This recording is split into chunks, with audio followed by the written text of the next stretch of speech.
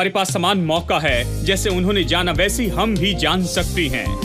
हम उसे वचनों में से जान सकते हैं जैसे कि उन्होंने उसे वचन में से जाना था। मैं सोचता हूँ इसलिए अपनी पहचान छुपा कर रखी ताकि उनके समान ही हमें मौका मिल सके। अम्माउस के मार्ग पर जाने वाले वो लोग तो हमसे बिल्कुल अलग नहीं हैं। वो यीशु को कैसे जाने, उन्होंने उसे जाना पुराने नियम के वचन से। हम यीशु को कैसे जानते हैं? हम उसे जानते हैं वचनों के द्वारा ही।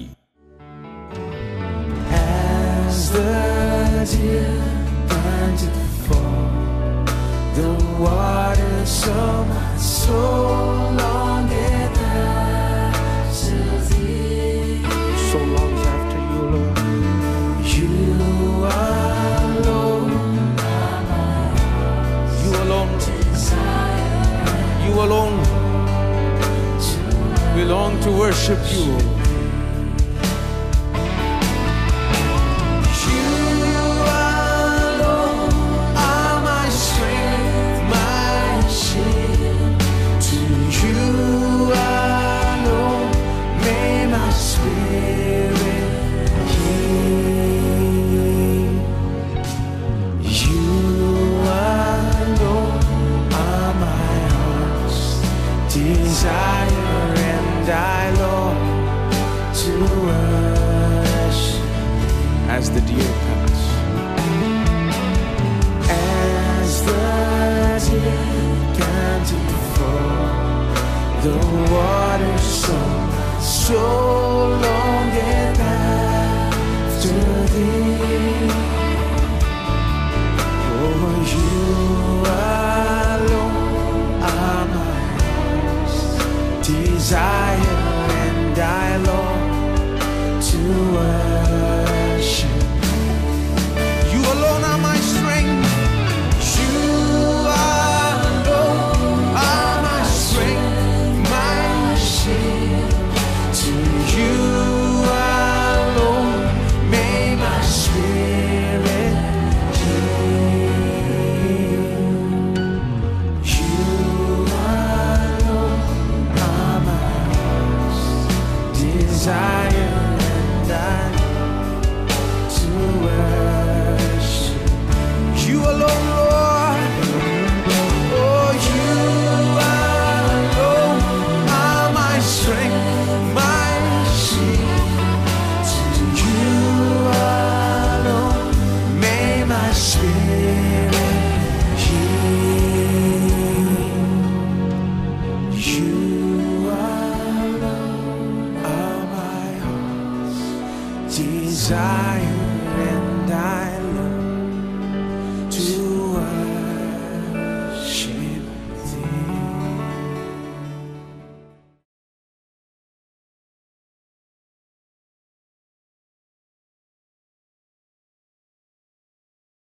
इफिसियों अध्याय 2 वचन 6 से हम वचन 10 तक पढ़ते हैं। इफिसियों 2 वचन 6 से आगे। और मसीह यीशु में उसके साथ उठाया और स्वर्गीय स्थानों में उसके साथ बैठाया है, कि वो अपनी उस कृपा से जो मसीह यीशु में हम पर है आने वाले समयों में अपने अनुग्रह का असीम धन दिखाए।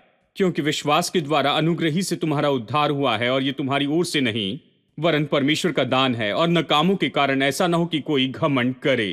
क्योंकि हम उसके बनाए हुए हैं और मसीह में उन भले कामों के लिए सृजे गए हैं जिन्हें परमेश्वर ने पहले से हमारे करने के लिए तैयार किया। पिछले हफ्ते हमने एक नए विषय पर सीरीज शुरू की कि इसके बारे में सिखाए, और ये विषय है जिसे कहते हैं अनुग्रह। अब अनुग्रह का मतलब है परमेश्वर की ऐसी कृपा जिसके हम लायक नहीं थे, योग्य नहीं थे। अब अनुग्रह शब्द नए नियम में कई बार आया है, और पुराने नियम में ये शब्द अनुग्रह शब्द तो कई बार ये बताया गया कृपा के रूप में। यानी पुराने नियम में जब भी कृपा पढ़ते हैं तो कई बार इसका मतलब है अनुग्रह। आप इसे अनुग्रह पढ़ सकते हैं। तो आप कह सकते हैं कि कृपा अनुग्रह और अनुग्रह ही तो कृपा है। तो अनुग्रह तो परमेश्वर की ऐसी कृपा है जिसके हम लायक नहीं थे। अब अनुग्रह मेरे लिए बहुत ही महत्वपूर्ण विषय है, मेरे लिए देखा जाए, क्योंकि अनुग्रह और विश्वास व्यवहारिक रूप में एक दूसरे के साथ जुड़े होते हैं। यहां अध्याय 2 के वचन 8 में हम पढ़ते हैं कि विश्वास के द्वारा अनुग्रह ही से तुम्हारा उद्धार हुआ है। इसके लिए विश्वास और अनुग्रह चाहिए कि उद्धार हो। अनुग्रह और विश्वास उद्धार के लिए एक साथ काम करता है। यानी यह है कि अनुग्रह देता है और विश्वास लेता है। अगर अनुग्रह ने नहीं दिया तो विश्वास से नहीं ले सकते हैं। संसार में आपके पास शायद सारा विश्वास हो, यदि अनुग्रह नहीं है और किसी ने अनुग्रह से अगर कुछ नहीं दिया है तो लेने के लिए कुछ नहीं है। विश्वास वही ले सकता है जो अनुग्रह ने दिया है। इसलिए अनुग्रह और विश्वास एक साथ जुड़े होते हैं। आपके पास शायद सारा विश्वास हो लेकिन अनुग्रह न हो, कुछ नहीं दिया गया, इसलिए कुछ नहीं ले सकते। दूसरा पहलू भी सही है। आपके पास शायद सारा अनुग्रह हो लेकिन विश्वास न हो, हालांकि बहुत कुछ दिया गया लेकिन फिर भी लेने के लिए कोई नहीं होगा क्योंकि विश्वास नहीं है। अनुग्रह और विश्वास आपस में जुड़े होते हैं। जितना ज्यादा अनुग्रह को आप समझेंगे उतना विश्वास ज्यादा होगा कि आप काम करते जाएं। क्योंकि जब आप सहमत होते हैं कि परमेश्वर ने यह दे दिया है और आपके लिए कुछ चीजें हासिल की हैं, तो आप विश्वास में आगे बढ़ने लगते हैं और जो परमेश्वर ने दिया है उसे आप लेने लगते हैं। यानी उद्धार के इस मामले में यही तो वो जगह है जहां पर अनुग्रह बहुत ही स्पष्ट रूप में और बहुत सामर्थ्य तरीके से बताया गया। आप सक्रिय अनुग्रह को देखना चाहते, अनुग्रह को समझना चाहते हैं, देखना चाहते अनुग्रह कैसे काम करता है, तो उद्धार को देखिए, कैसे हम तक उद्धार आया। यहीं पर आप अनुग्रह को काम करते हुए देखते हैं बहुत ही सामर्थ्य तरीके से। तो पिछले हफ्ते हमने उद्धार को देखा।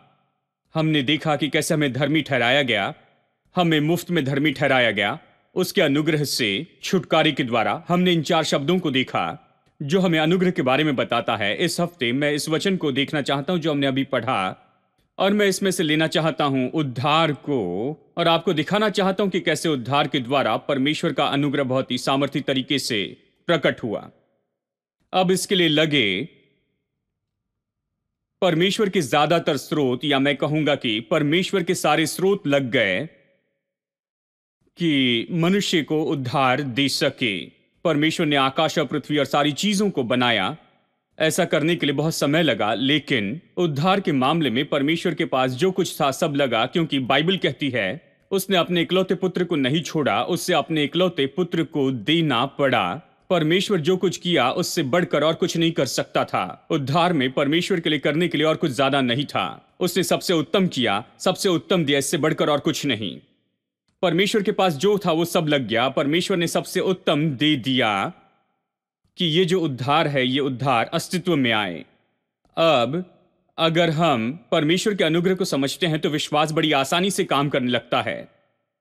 देखिए, हमें देखना होगा परमेश्वर को और यीशु मसीह के द्वारा अनुग्रह को देखना है। यीशु मसीह के द्वारा यह प्रकट किया गया है। जब आप अनुग्रह को समझते हैं, देखिए यूहन्ना अध्याय 1 वचन 17 में बाइबल कहती है, वचन कहता है, व्यवस्था मूसा के द्वारा आई लेकिन अनुग्रह और सच्चाई यीशु मसीह के द्वारा आई। जबकि अनुग्रह यीशु मसीह के द्वारा आया, और इसलिए वचन 14 में यूहन्ना कहता है कि वचन देहधारी हुआ और उसने हम में डेरा किया। वो अनुग्रह से भरा था। यानी जब आप यीशु को देखते हैं तो आप परमेश्वर के अनुग्रह को देखते हैं। उसके उद्धार के काम में आप परमेश्वर के अनुग्रह को देखते हैं, लेकिन आप यीशु को देखते हैं उसके सारे कामों में, उसके सारे शब्दों में आप अनुग्रह को देखते हैं। आपको अनुग्रह समझना होगा, क्योंकि कुछ ही हफ्तों में हम चर्चा करने वाले हैं अनुग्रह में जीने पर। लेकिन अनुग्रह में जीने के बारे में कहने के पहले अनुग्रह और ये कैसे काम करता है ये देखना होगा कि इसका अर्थ क्या है। क्योंकि अनुग्रह में जीना ये तो बहुत ही व्यवहारिक बात है। पहले हम अनुग्रह के सिद्धांत सिखाते हैं कि ये क्या है, और फिर इसके व्यवहारिक भाग के बारे में कहते हैं। पौलुस अपनी सभी पत्रियों में इस तरह से सिखाता है। रोमियो, इफिसियो, इन सब में देखेंगे, यानी पहले कुछ अध्याय या फिर पत्री का पहला आधा भाग तो सिद्धांत के बारे में है, और फिर अगला आधा भाग इसके उपयोग के बारे में है, उस सिद्धांत का जो उसने सिखाया है। हम यही तरीका उपयोग करेंगे। तो सबसे पहले हम बात करेंगे कि अनुग्रह क्या है और ये कैसे काम करता है, इसका मतलब क्या है, इसके उदाहरण देखेंगे, और फिर अनुग्रह में जीने के बारे में कहेंगे। घर में कैसे परमेश्वर का अनुग्रह हो, पत्नी में अनुग्रह हो, पति में अनुग्रह हो, और दफ्तर में अनुग्रह हो, हमारे शत्रुओं में भी अनुग्रह हो, शत्रुओं के साथ में रहते हुए इस संसार में अनुग्रह, और जीवन में हम जो कुछ करते हैं उसमें अनुग्रह हो। हम जो भी करते हैं उसमें कैसे परमेश्वर से अनुग्रह हम तक आता है। इन सारी बातों में लेकिन बात यह है कि इन सारी बातों को देखने के पहले हमें समझना होगा अनुग्रह क्या है। आपको अनुग्रह देखकर उसे समझना होगा, क्योंकि अनुग्रह के कारण ही आप अपने विश्वास में काम करती हैं। चलिए इसे इस तरह से बताता हूं। आपको विश्वास पाने की कोशिश नहीं करनी है, आपको बस इतना ही करना है कि आप बस यीशु की ओर देखते चले जाएं और अनुग्रह के बारे में समझ पाते जाएं, और ऐसे व्यक्ति के दिल में विश्वास बढ़ती चली जाएगा और परमेश्वर इस व्यक्ति के विश्वास को देख पाएगा।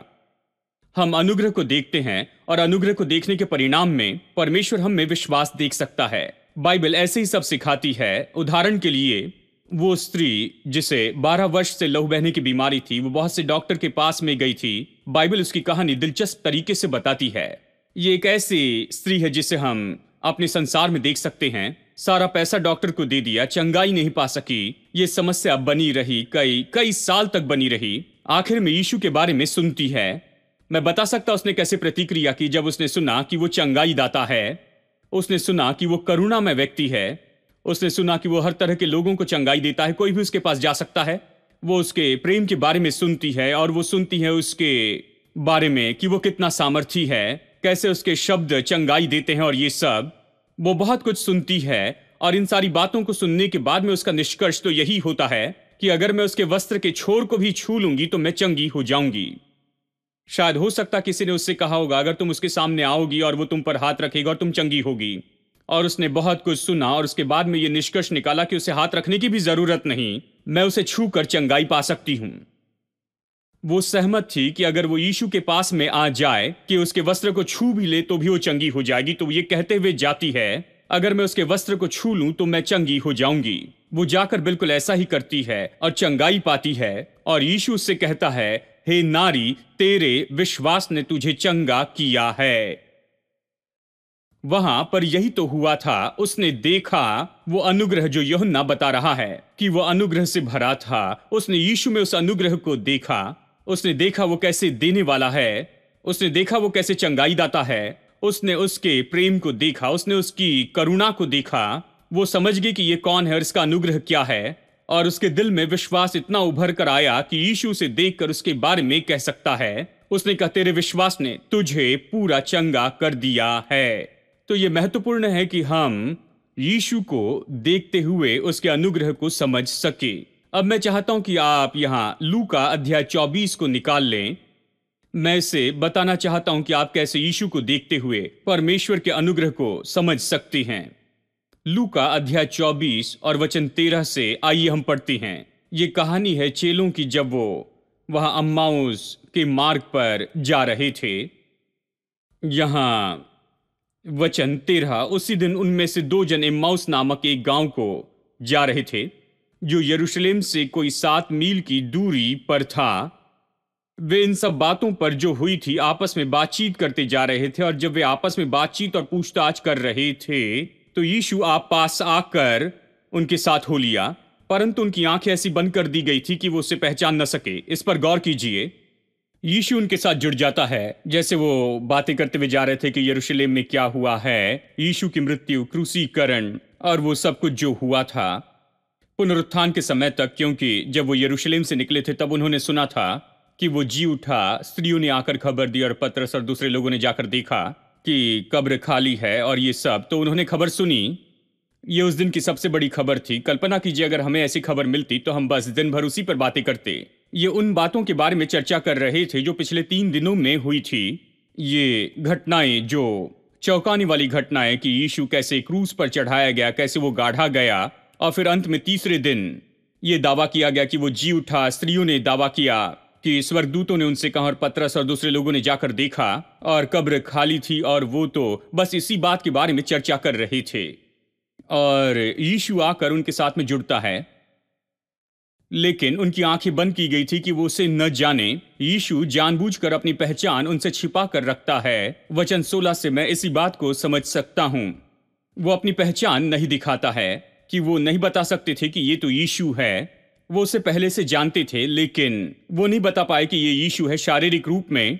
उस दिन कुछ तो भी हुआ था कि वो उसे नहीं पहचान पाए और उसे नहीं जान पाए कि ये वही यीशु है जो क्रूस पे चढ़ाया गया था। तो वचन 17 में उनसे कहता है, उसने उनसे पूछा, ये क्या बातें हैं जो तुम चलते चलते आपस में करते हो? ऐसे कहा। अब सवाल यह है कि यीशु ने अपनी पहचान क्यों छिपाई, क्यों उन पर प्रकट नहीं की? उसने ऐसा क्यों नहीं कहा, सुनो तुम मेरे बारे में कह रहे हो, देखो मैं हूं, याद है मैं मर गया था, जी उठा हूं, अब देखो यहां हूं। वो अपने हाथ और अपने पैर दिखा सकता था, जैसे कि उसने थोमा को दिखाया। वो अपनी पहचान दिखा सकता था, लेकिन जानबूझकर उसने अपनी पहचान छुपाई। और वो ये कहता है, और वो उनसे पूछता है, तुम क्या कह रहे हो, तुम क्यों दुखी हो? वचन 18, ये सुनकर उनमें से क्लियोपस नामक एक व्यक्ति ने उसे उत्तर देते हुए कहा, क्या तू यरूशलेम में अकेला परदेसी है जो नहीं जानता है कि इन दिनों में उसमें क्या क्या हुआ? उसने उनसे पूछा, कौन सी बातें? उन्होंने उससे कहा, यीशु नासरी के विषय में, जो परमेश्वर और सब लोगों के निकट काम और वचन में सामर्थी भविष्यवक्ता था, और प्रधान याजकों और हमारे सरदारों ने उसे पकड़वा दिया कि उस पर मृत्यु की आज्ञा दी जाए, उसे क्रूस पर चढ़ाया जाए, परंतु हमें आशा थी कि यही इसराइल को छुटकारा देगा। इन सब बातों के सिवाय इस घटना को हुए तीसरा दिन ऐसे उन्होंने कहा, और हम में से कई स्त्रियों ने भी हमें आश्चर्य में डाल दिया है, जो भोर को कब्र पर गई थी और जब उसका शव न पाया तो ये कहती हुई आई कि हमने स्वर्गदूतों का दर्शन पाया जिन्होंने कहा कि वो जीवित है। तब हमारे साथियों में से कई एक कब्र पर गए और जैसे स्त्रियों ने कहा था वैसे ही पाया, परंतु उसको न देखा। तब उसने उनसे कहा, हे निर्बुद्धियों और भविष्यवक्ताओं की सब बातों पर विश्वास करने में मंदमतियों। वो उन्हें मूर्ख और मंदमती कहता है। मूर्ख एक बात है और मंदमती, विश्वास करने में धीमा होना, अलग बात है। मूर्ख वो है जो नहीं जानता सच्चाई को। लेकिन ये इनकी बात नहीं थी, ये निर्बुद्धि नहीं थे, उन्होंने सुना और जानते थे। कुछ लोगों ने आकर उनसे कहा कि वो वहां पर नहीं है, तो ये गए और चेलों ने जाकर सब कुछ देखा था, पुनरुत्थान की सारी बातों को। लेकिन ऐसे लगता है वो विश्वास करने में धीमे थे, वो पचा नहीं पाए थे, वो विश्वास नहीं कर पाए कि यह ऐसा है। तो वो कहता है, हे निर्बुद्धियों और तुम मंदमतियों, विश्वास न किया भविष्यवक्ताओं की सब बातों पर विश्वास करने में मंदमतियों। वचन 26, क्या अवश्य न था कि मसीह ये दुख उठाकर अपनी महिमा में प्रवेश करे? वचन 27, तब उसने मूसा से और सब भविष्यवक्ताओं से आरंभ करके सारे पवित्र शास्त्र में से अपने विषय में लिखी हुई बातों का अर्थ उन्हें समझा दिया। मूसा से शुरू किया, मतलब ये तो पहली 5 किताबें हैं, उत्पत्ति, निर्गमन, लय व्यवस्था, गिनती, व्यवस्था, विवरण, पहली 5 किताबों के बारे में वो मानते हैं कि इन्हें मूसा ने लिखा है। तो जब वो कहते मूसा, तो इसका मतलब ये तो पहली 5 किताबें हैं। भविष्यवक्ता यानी पुराने नियम का बाकी भाग। देखिए उस समय में तो वहां पर केवल पुराना नियम था, तो वो पूरे पुराने नियम के बारे में कह रहे थे। मूसा और व्यवस्था, देखिए कई बार ऐसे कहा जाता है, व्यवस्था और भविष्यवक्ता। व्यवस्था यानी पहली 5 किताबें और बाकी तो भविष्यवक्ता हैं।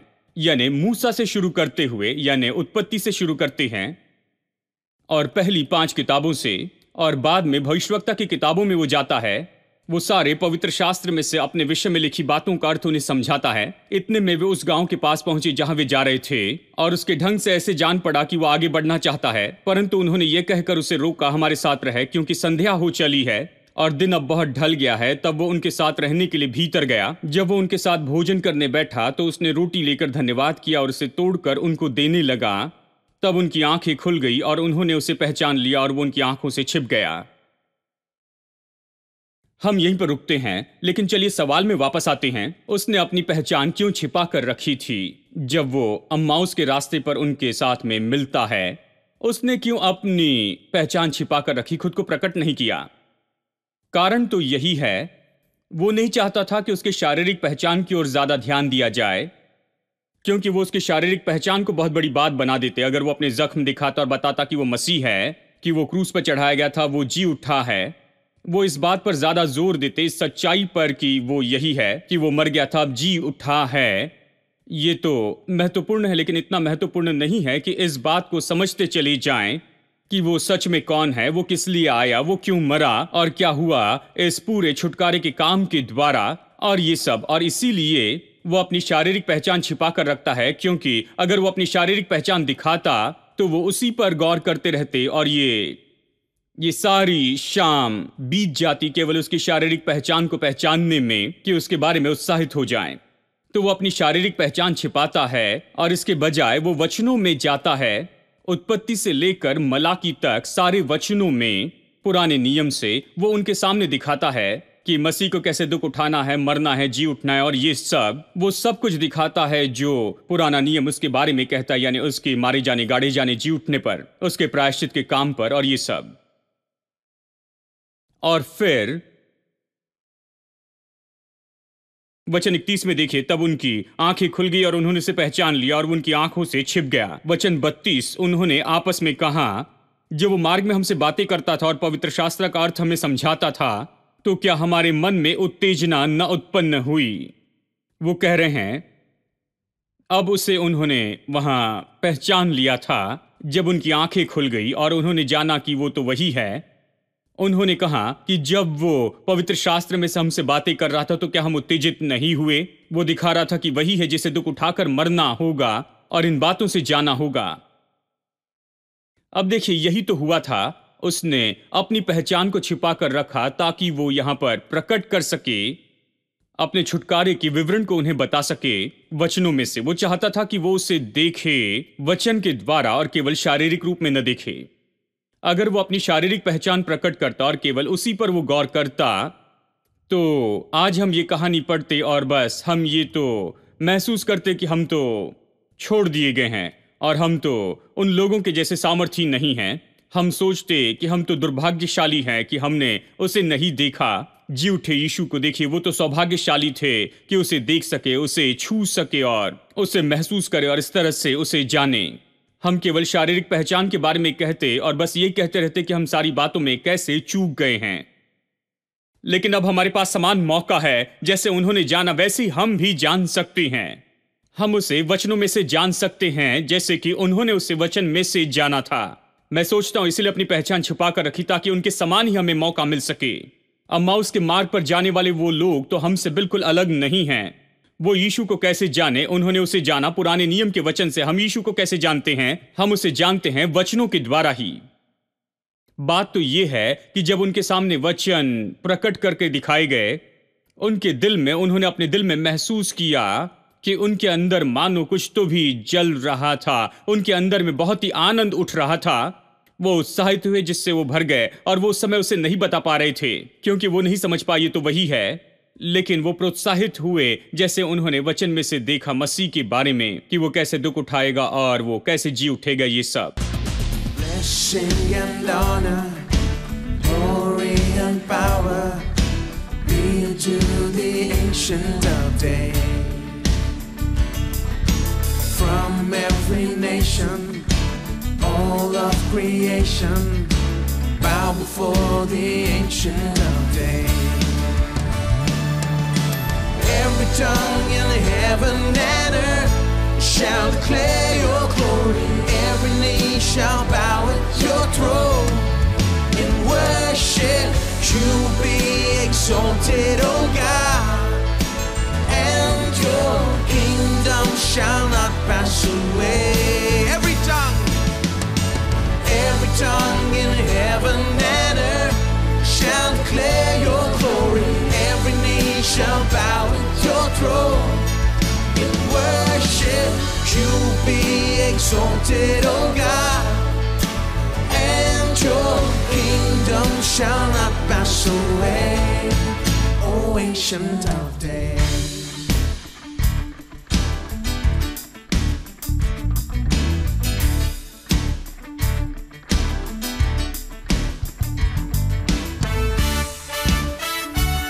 Just clap our hands.